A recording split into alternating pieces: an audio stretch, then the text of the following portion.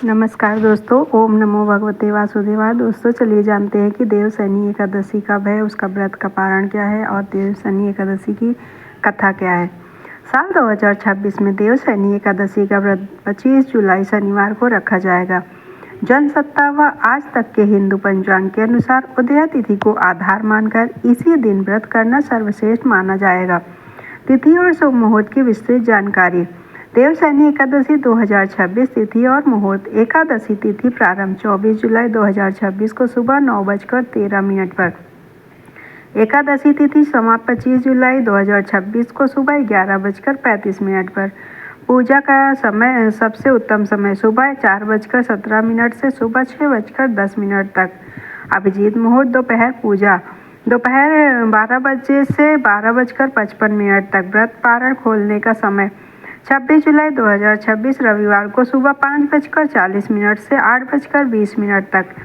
इसी दिन से चातुर्मास की शुरुआत भी हो रही है, जिसके बाद अगले 4 महीनों तक विवाह, मुंडन और गृह प्रवेश जैसे सभी मांगलिक कार्य पूरी तरह से बंद रहेंगे। दोस्तों चलिए सुनते हैं देवशनि एकादशी की व्रत कथा।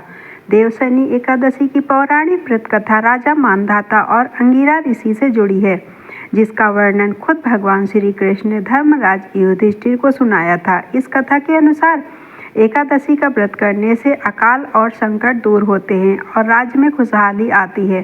पौराणिक कथा का विवरण। प्रतापी राजा मानधाता और भयानक अकाल। सूर्य वंश में मानधाता नाम के एक अत्यंत चक्रवर्ती, प्रतापी और धार्मिक राजा हुए। वे अपनी प्रजा को संतान की तरह मानते थे, जिससे उनके राज्य में कभी कोई कष्ट या दुख नहीं था। एक समय उनके राज्य में लगातार 3 वर्षों तक भयंकर सूखा और अकाल पड़ा। वर्षा न होने के कारण चारों तरफ हाहाकार मच गया। यज्ञ, हवन, पूजा पाठ और अन्य जल की भारी कमी हो गई। प्रजा व्याकुल होकर राजा के पास पहुंची और अपनी रक्षा की गुहार लगाने लगी। राजा की वन यात्रा और अंगिरा ऋषि से भेंट। प्रजा का दुख देखकर राजा मानधाता बहुत दुखी हुए। उन्हें समझ नहीं आ रहा था कि उनके किस अनजाने पाप के कारण राज्य की यह दशा हुई है। संकट का समाधान खोजने के लिए राजा अपनी सेना के साथ घने जंगलों की ओर निकल पड़े। जंगल में भटकते हुए वे ब्रह्मा जी के मानस पुत्र अंगिरा ऋषि के आश्रम पहुंचे। राजा ने ऋषि को साष्टांग प्रणाम किया। ऋषि अंगिरा ने राजा से कुशल क्षेम पूछा और उनके आने का कारण जानना चाहा। अंगिरा ऋषि का समाधान। देवशनि एकादशी व्रत। राजा ने हाथ जोड़कर ऋषि से कहा, हे महर्षि, मैं पूरी निष्ठा से धर्म का पालन करता हूँ, फिर भी मेरे राज्य में 3 वर्षों से अकाल पड़ा है।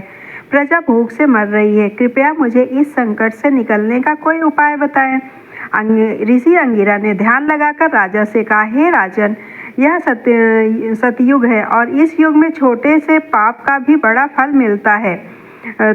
तुम्हारे राज्य में एक चांडाल, जिसका अधिकार नहीं है, गुप्त रूप से कठिन तपस्या कर रहा है, जिसके कारण यह अकाल पड़ा है। कानूनन तुम्हें उसे दंड देना चाहिए। राजा मानधाता ने विनम्रता पूर्वक कहा, ऋषि देव, मैं किसी निर्दोष तपस्वी की हत्या नहीं कर सकता।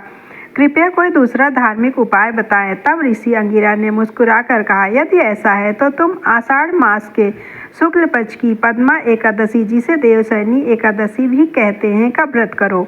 इस व्रत के प्रभाव से निश्चित ही तुम्हारे राज्य में वर्षा होगी। यह व्रत सब सिद्धियों को देने वाला और समस्त कष्टों को नष्ट करने वाला है। अपनी पूरी प्रजा, मंत्रियों और सेवकों सहित इस व्रत का पालन करो। व्रत का प्रभाव और राज्य में खुशहाली। ऋषि की आज्ञा मानकर राजा मानधाता वापस अपने राज्य लौटे। आषाढ़ शुक्ल एकादशी आने पर उन्होंने अपनी पूरी प्रजा और मंत्रियों के साथ विधि विधान से देवशनि एकादशी का उपवास किया और भगवान विष्णु की पूजा की। व्रत के प्रभाव से राज्य में तत्काल मूसलाधार वर्षा हुई। चारों तरफ हरियाली छा गई, फसलें लहलहा उठी और अकाल का संकट हमेशा के लिए समाप्त हो गया। प्रजा फिर से सुखी और समृद्ध हो गई। व्रत का महत्व। धार्मिक मान्यताओं के अनुसार जो व्यक्ति देवशनि एकादशी की इस कथा को पढ़ता या सुनता है, उसे अश्वमेध यज्ञ के समान पुण्य मिलता है। इस दिन व्रत रखने से मनुष्य के सभी जाने अनजाने पाप नष्ट हो जाते हैं और मृत्यु के बाद उसे मोक्ष वैकुंठ धाम की प्राप्ति होती है। दोस्तों ये जानकारी अगर अच्छी लगी हो, कथा अच्छी लगी हो तो चैनल को लाइक शेयर सब्सक्राइब करना ना भूलिएगा। वीडियो को शेयर ज़रूर करिएगा और क्या आपको जानना है इस पर कमेंट करके बताइएगा। Thank you. हर हर महादेव। ओम नमो भगवते वासुदेवाय।